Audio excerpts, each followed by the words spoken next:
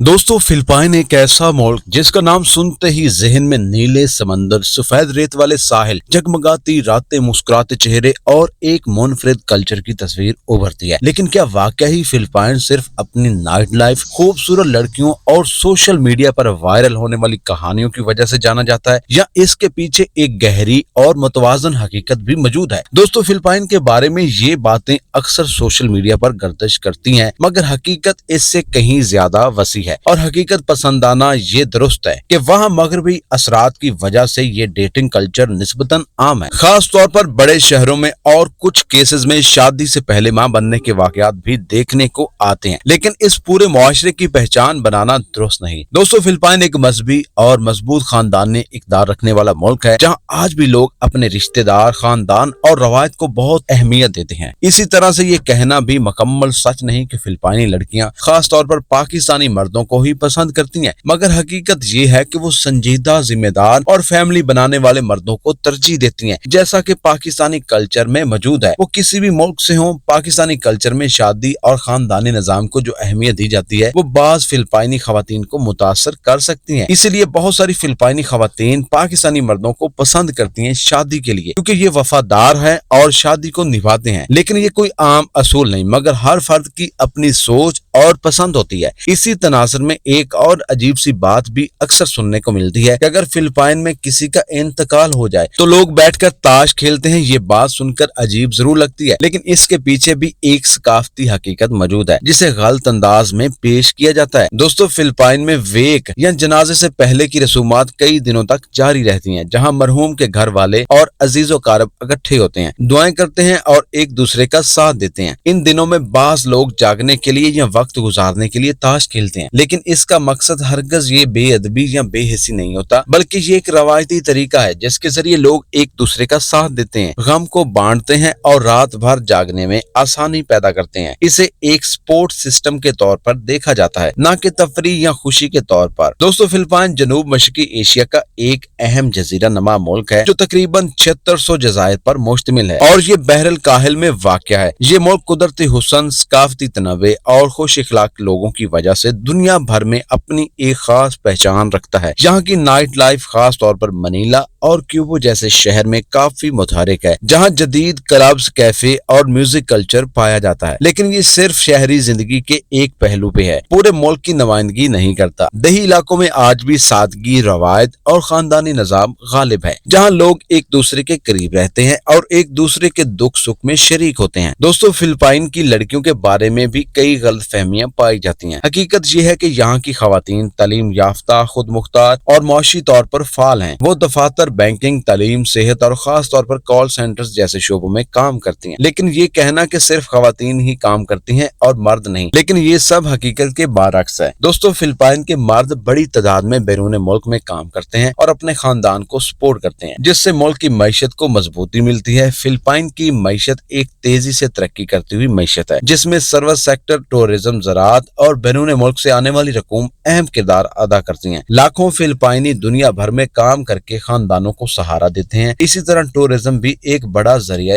आमदनी है, जहां हर साल लाखों सयाह आते हैं और मुल्क की खूबसूरती से लुत्फ अंदोज होते हैं। रहन सहन के लिहाज से फिलिपाइन में शहरी और देही जिंदगी में वाज़िया फर्क है। बड़े शहरों में जदीद इमारतें, शॉपिंग मॉल्स, होटल्स और मसरूफ सड़कें हैं, जबकि देहात में सादा जिंदगी, छोटे घर और रवायती माहौल पाया जाता है, जहाँ के लोग निहायत खुश मिजाज, मेहमान नवाज और दोस्ताना होते हैं। दोस्तों, इनकी सादगी और मुस्कुराहट हर आने वाले के दिल में जगह बना लेती है। फिलिपाइन के रस्म रिवाज भी काफी दिलचस्प हैं। यहाँ क्रिसमस को दुनिया का सबसे तवील अरसे तक मनाया जाता